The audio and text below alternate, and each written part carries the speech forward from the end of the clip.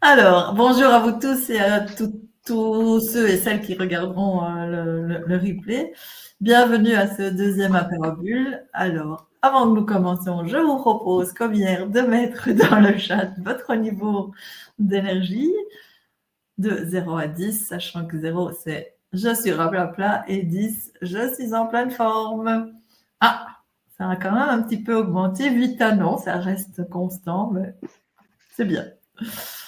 Alors, je vous propose aussi de prendre un petit moment pour se poser, hein, comme hier, donc de prendre conscience que nous sommes ici, maintenant, et de prendre conscience aussi dans l'environnement dans lequel je suis. Et aujourd'hui, contrairement à hier, je vais vous inviter à être actif dans votre respiration. Donc, de ne pas... hier, je vous disais de ne pas la juger et laisser les choses se faire. Ici, je vais vous inviter vraiment à apprendre, de devenir actif, acteur de votre respiration. Ça va? Alors, dans un premier temps, je vous invite à fermer les yeux, si c'est OK pour vous, à prendre une grande inspiration et à relâcher, à prendre conscience que vous avez des pieds et que vos pieds touchent le sol, qu'il y a un contact peut-être avec le sol, de remonter le long de vos jambes, de ressentir le contact de vos cuisses sur votre assise, de prendre conscience de votre ventre, de votre estomac, de votre ventre qui se gonfle quand vous inspirez, de votre dos, votre nuque, votre tête. Et un petit truc pour un peu bloquer les pensées, c'est de ramener le menton vers le sternum, c'est-à-dire de baisser un peu la tête vers l'avant. On va prendre une grande inspiration et au bout de l'inspiration, on va bloquer un instant, une demi-seconde, une seconde, ce qui est juste pour vous. Et puis, relâcher. Je vous laisse faire à votre rythme, puisque chacun a une respiration qui lui est propre. C'est bien inspirer en gonflant par le bas du ventre, le ventre, j'ouvre les côtes, mon dos gonfle également, mes clavicules se soulèvent, je bloque ma respiration et je relâche. Et chaque expire m'amène à un peu plus de décontraction. Je me relâche de plus en plus à chaque expire. J'inspire par le bas du ventre, je gonfle le ventre, mes côtes s'écartent, mes clavicules se soulèvent. Je bloque une demi-seconde, une seconde et je relâche.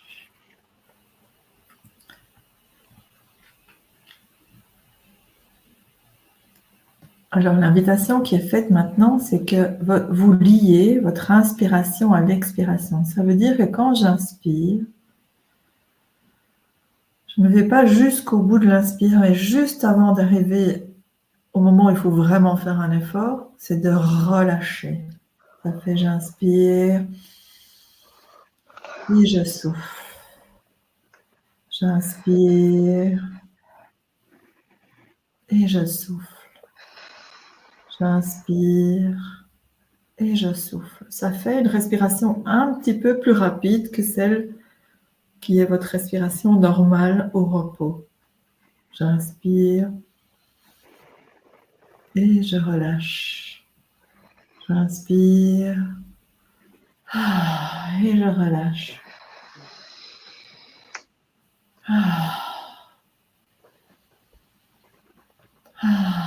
Vous pouvez faire ça pendant près de 5 minutes, 10 minutes, un quart d'heure, vous asseoir et faire ça. Ça va vous permettre de relâcher le diaphragme. Le diaphragme étant le muscle qui sépare les poumons des viscères. C'est souvent celui-là qu'on va bloquer. Quand on va vivre un stress, une émotion, un moment difficile, quand on va porter un paquet qui est lourd, qui soit réel ou imagé, c'est ce muscle-là qu'on bloque. J'inspire, je relâche.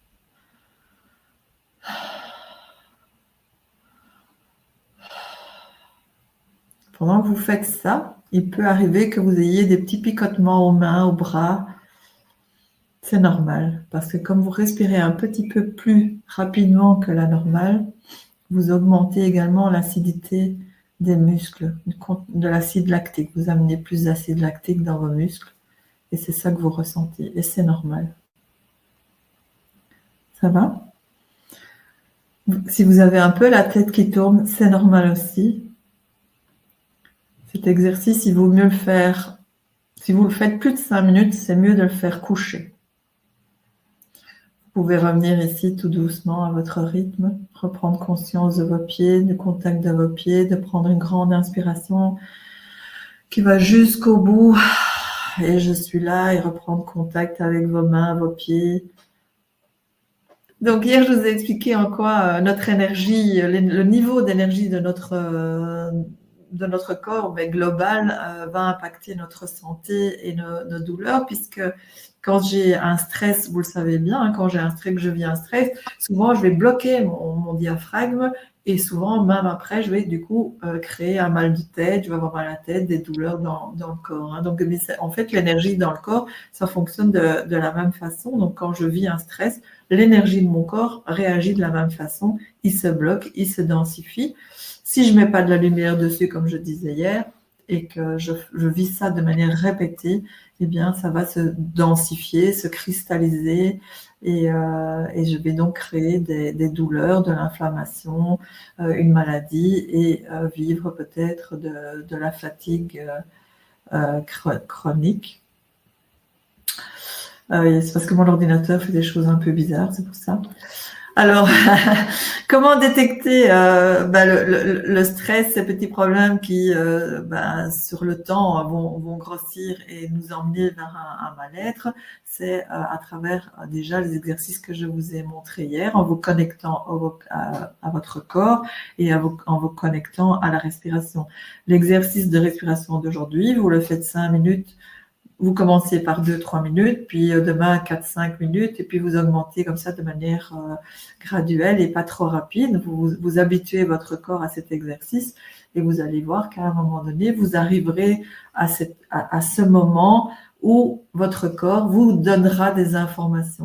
Alors, hier, on a beaucoup travaillé le corps et la respiration. Aujourd'hui, on va plutôt parler de comment faire en sorte que cette énergie du corps, de l'ensemble de votre corps, reste élevée. Alors d'abord, par le corps physique, je m'alimente correctement. J'évite des aliments qui vont trop charger le foie, mais je vais également manger des aliments qui sont vivants. Aujourd'hui, nous mangeons énormément d'aliments qui sont transformés. Donc, il n'y a plus de vie non plus. Entre un légume qui a été cultivé au fin fond de l'Andalousie, dans ces grandes surfaces et qui sont cultivés par des personnes qui sont souvent immigrées et à qui on ne donne pas non plus beaucoup de considération, ou le légume qui a été cultivé par l'agriculteur du coin, il y a une autre énergie entre les deux. Hein. En plus, celui qui vient d'Andalousie vient d'un terrain dans lequel qui a été appauvri. L'agriculteur, il fait justement attention d'alterner les cultures pour que justement la terre s'enrichisse et ne s'appauvrisse pas. Il y a également le sommeil, ça veut dire que je fais attention d'avoir un sommeil suffisamment long. Ça ne veut pas dire qu'il faut dormir 10 heures, c'est pas ça que je dis. Nous avons tous un temps de repos qui est différent, mais en tout cas, on essaie de dormir suffisamment de temps et d'avoir un sommeil réparateur. Ça veut dire que juste avant d'aller dormir, je ne regarde pas un écran trop près du visage parce que ça veut dire que mon cerveau est encore trop actif et que je vais avoir du mal à m'endormir. Le sport, bien sûr. Hein, l'activité, en réalité, marcher tous les jours certainement. Ça veut dire aussi que si je prends les transports en commun, je peux descendre du bus un arrêt avant ou un arrêt après, et comme ça, je marche un petit peu. Ça veut dire aussi que si je dois prendre l'ascenseur pour un étage, ben peut-être que je peux monter les escaliers à pied et ne pas prendre l'ascenseur. Donc le sport, il est là aussi, c'est aller se promener dans les bois. Tout ça, c'est du sport. Alors l'énergie, prendre soin de son énergie, c'est aussi passer par tout ce qui est mental et émotion. Donc, à partir du moment où je vis continuellement des émotions, mon corps se fatigue. Et donc, avoir conscience de ses émotions et avoir conscience de son mental, c'est-à-dire des pensées que je peux avoir, ben, ça va aider justement, en tout cas en mettant de la conscience et de la lumière dessus, ça va m'aider à transformer ça et à peut-être pas revivre ces fameuses émotions. Est-ce que vous savez combien de pensées on a par jour? Donc, il y en a qui disent qu'on en a 6900 par jour et on en a même jusqu'à 60 000 pensées par jour qui nous traversent l'esprit. C'est important de les reconnaître, de les connaître parce que en mettant de la lumière dessus et en les reconnaissant, ça me permet de mieux me connaître. À partir du moment où je me connais, je peux laisser de la place à la transformation. Alors attention, je ne parle pas de développement personnel, d'accord? Parce que développement personnel, ça veut dire qu'il y a une règle et que je me conduis en fonction de la règle, d'accord? Ce n'est pas ça que je dis. Nous sommes tous différents, nous avons tous des valeurs différentes, nous avons tous des aspirations différentes et donc nous réagissons et nous nous conduisons de manière différente et c'est juste. Et apprendre à se connaître, pardon, en fait, c'est sortir du monde dans lequel nous avons été éduqués, c'est-à-dire du monde de nos parents, c'est-à-dire que ça me fait sortir de toutes les images, les peurs, les croyances que mes parents ont pu me donner. Mais c'est aussi sortir du monde éducationnel, enfin, de la société et de la religion. Même si je ne suis pas croyante, si je ne suis pas attachée à une religion, la société dans laquelle je vis fait que tout ce qui est en lien avec la religion va quand même venir impacter mes pensées. D'accord ? Toute la partie judéo-chrétienne, on en entend souvent parler, eh bien, elle va m'impacter, il n'y a rien à faire. Et elle a impacté mes parents. Mes parents n'étaient pas croyants, mais je vois bien qu'à travers leur comportement, il y a toute une sphère judéo-chrétienne qui les soutient. Ok ? Alors, comment est-ce que je peux aller découvrir mes pensées ? Ben, c'est surtout c'est en se connectant à ces émotions. C'est au moment où j'ai une émotion que je peux déjà me dire, tiens, là, si j'ai une émotion, ça veut dire que j'ai une pensée qui n'est pas en accord avec ce qui se passe ou avec ce qui est dit. D'accord ? Et donc, c'est en allant au cœur de ces émotions que je peux découvrir qui je suis et qu'est-ce que je pense. Et du coup, sur base de la pensée, est-ce que je le pense vraiment ou est-ce que ça vient de mon éducation ? Qui pense derrière cette pensée ? Est-ce que c'est moi ou c'est quelqu'un d'autre ? Mais je l'ai au fond de moi, puisque c'est mon éducation. D'accord ?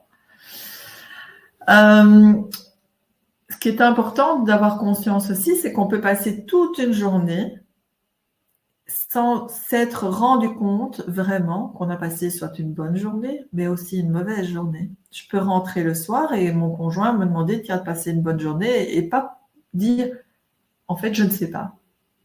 Je ne sais pas dire oui, non.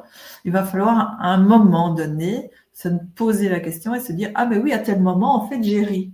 Mais je n'en ai même pas conscience. J'ai ri, mais voilà. Et se dire aussi, mais en fait, non, un tel, il m'a énervé. Je me suis, parce qu'on reste toujours en jeu, bien évidemment, je me suis énervée. J'ai ressenti de l'énervement quand un tel a parlé. On est bien d'accord que l'autre est un outil qui actionne mon émotion. Mais ce n'est pas de sa faute, hein, je le répète. D'accord ? Et donc, c'est à travers cette émotion. Alors, je vous invite à simplement poser vos pieds, à fermer les yeux, à simplement faire un petit scan intérieur. Donc, bien être relié à vos pieds, à votre respiration.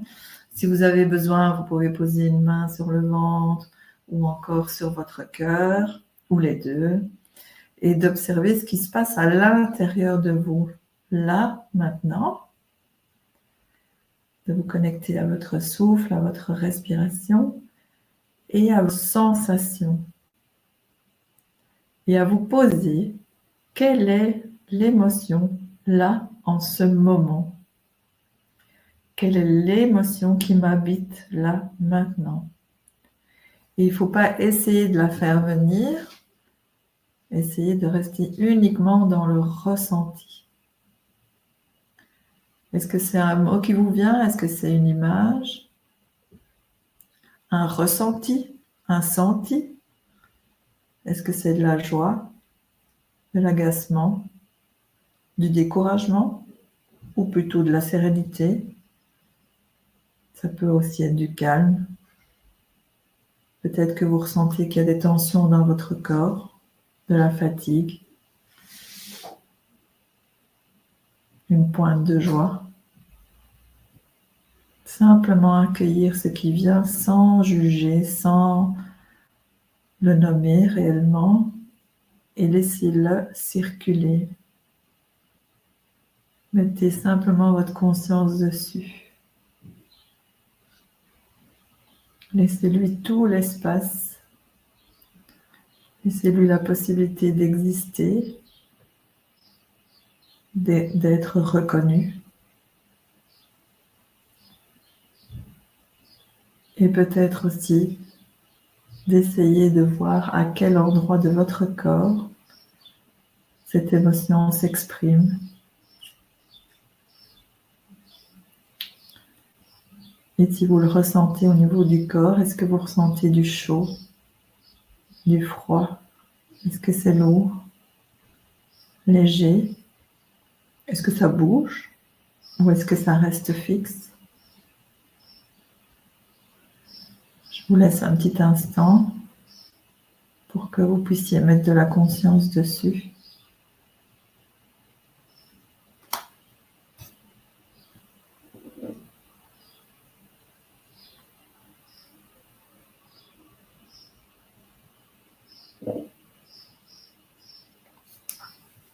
Et tout doucement, vous pouvez reprendre conscience de vos pieds, de votre respiration.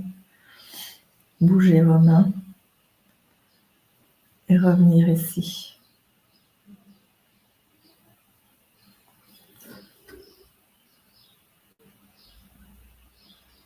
Donc, quand on ressent en fait des émotions, que ce soit de la joie, de la légèreté, de la douceur, c'est toujours, ou des émotions dites négatives, c'est toujours en accord ou en désaccord avec vos valeurs et vos aspirations. Mais donc, ça vous concerne, ça ne concerne pas l'autre. D'accord?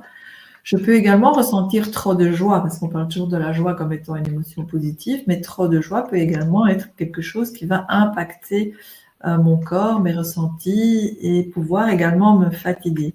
Si j'ai été élevée, éduquée dans une sphère familiale dans laquelle la faiblesse, la tristesse n'est pas permise parce que c'est un signe de faiblesse, ben je vais toujours être dans le trop de joie et ce n'est pas juste parce que je ne me permets jamais alors de vivre la tristesse, ou en tout cas de l'exprimer.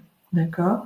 Je peux également, bien sûr, ressentir la colère, mais j'ai le droit d'exprimer la colère parce que nous vivons quand même dans un monde, surtout nous les femmes, nous avons été éduquées, en tout cas enfants, nous n'avions pas le droit de nous mettre en colère. Le garçon peut se mettre en colère, la fille moins. Par contre, ce que les femmes alors font et les filles ont fait, c'est que on permet plus la tristesse à la femme qu'à l'homme. Et du coup, quand les femmes sont en colère, en réalité, elles pleurent. Très souvent. Pas toujours, mais très souvent. D'accord? Alors, les émotions sont des énergies qui sont en mouvement. Elles vous permettent de vous informer, mais il ne faut pas les laisser vous submerger. D'accord? Elles vous apportent une information sur ce que vous vivez.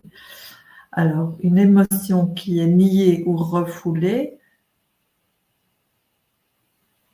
elle ne disparaît pas. Donc, il ne sert à rien de nier ou de refouler vos émotions, parce que si vous les niez et que vous les refoulez, elles restent inscrites dans votre corps. Tandis que si vous leur donnez toute la place, comme l'exercice qu'on a fait là tantôt, eh bien, vous leur permettez d'exister et de se diluer. D'accord? Sinon, elles se fichent, elles se densifient, elles s'inscrivent dans votre corps et c'est comme ça que vous avez des tensions, de la fatigue, des douleurs, du déséquilibre. Ok? Alors, je reviens sur la colère parce que la colère est une émotion qui est intéressante parce que c'est une émotion qui vous permet de vous mettre en action. C'est souvent dans la colère que j'agis. C'est le fait que je suis en colère que tout d'un coup, je vais me dire, mais non, moi ça m'énerve, hop, je bouge. Donc, c'est une énergie intéressante. On ne va certainement pas mettre un couvercle dessus. On la laisse s'exprimer et vous permettez de la vivre et de bouger, d'être dans l'action grâce à celle-là. Ok? La peur, elle permet de vous protéger. Il ne faut pas la nier, sinon elle vous paralyse. Donc, si je nie ma peur, je suis paralysée. Si j'affronte, j'accueille la peur, je la regarde, ça me permet de la laisser se vivre et du coup, je ne suis pas paralysée. Si j'ai peur de m'exprimer en public, eh bien, je vais accueillir cette peur et voir ce qu'il y a derrière. Parce que derrière les émotions, il y a toujours des pensées. Concrètement, qu'est-ce qui se passe? Le corps et la respiration sont l'outil qui vous permet de capter l'émotion. Et cette émotion a été créée par la pensée. D'accord? Donc, c'est en fait, j'ai une pensée, j'ai une croyance ou j'ai une peur par rapport à ça. Je vais vivre une situation et avec cette situation, ça va créer une émotion. Mais c'est en lien avec ma pensée, ma croyance, ma peur, d'accord? Et le corps va vous permettre d'aller rechercher l'information, va vous permettre de détecter l'émotion et à travers le corps, vous pourrez mettre de la lumière et de la conscience sur l'émotion et arriver à la pensée. Ça vous permettra alors de mieux vous connaître, de savoir que dans des situations telles que celle-là, mais vous avez difficile. Donc, du coup, tant que vous n'avez pas transformé ça, vous évitez de vous mettre dans des situations pareilles, déjà. Et puis, quand vous avez évolué, que vous avez réussi à transformer, eh bien, alors à ce moment-là, oui, vous vous rendrez compte que vous vivrez certaines situations et que vous les vivrez de manière neutre. Alors, on peut refaire un petit exercice si vous voulez. Vous remettre de nouveau les pieds au sol. Fermez les yeux. Et là, simplement observez ce qui se passe dans votre tête. Donc, n'oubliez pas que vous respirez. Et observez ce qui se passe dans votre tête, mais avec un regard neutre, le regard de l'observateur. C'est-à-dire que vous regardez comme si vous regardiez le ciel et que vous regardez les nuages passer. C'est neutre. Ce n'est ni bien ni mal, les pensées sont là. C'est vous, c'est rien d'autre que vous. Mais ne vous accrochez pas aux pensées, laissez-les passer. Certaines vont passer plus vite que d'autres, certaines sont plus floues que d'autres, certaines sont plus intenses que d'autres. Ne vous accrochez pas aux pensées. Et vous pouvez même lui dire, s'il y a une pensée qui reste un petit peu trop longtemps et que vous n'arrivez pas à vous en détacher, simplement lui dire, ok, pensée, je t'ai vu, et maintenant, tu peux passer.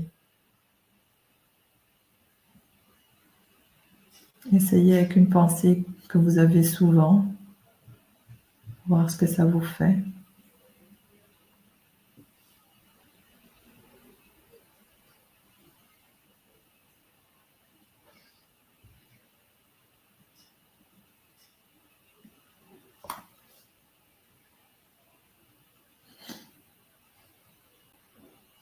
Et quand vous avez des pensées, vous pouvez également vous poser la question, est-ce que cette pensée m'aide ou me vide de mon énergie?